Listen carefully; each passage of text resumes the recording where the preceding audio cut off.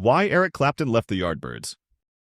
The Yardbirds, a British invasion band, would go down in history, not for their chart-topping dominance, but for the legends they launched. And one of those legends was a young blues purist named Eric Clapton.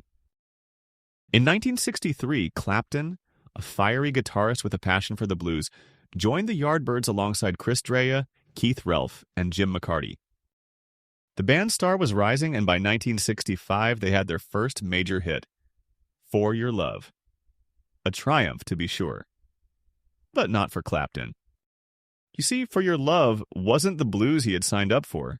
It was pop, catchy, commercial, radio-friendly. The kind of thing that made bands like the Beatles and the Hollies household names. But for Clapton, it was a betrayal. He played on the song, but he loathed it. He saw his beloved Yardbirds drifting toward mainstream success, and he wanted no part of it.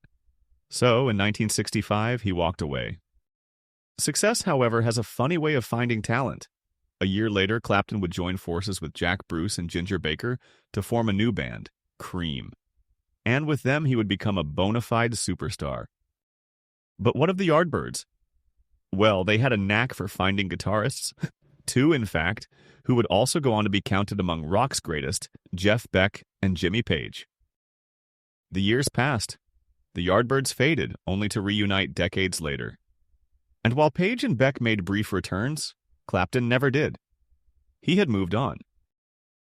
But there was no bad blood. As Keith Relf once put it, Eric is a true bluesman, and a bluesman never compromises.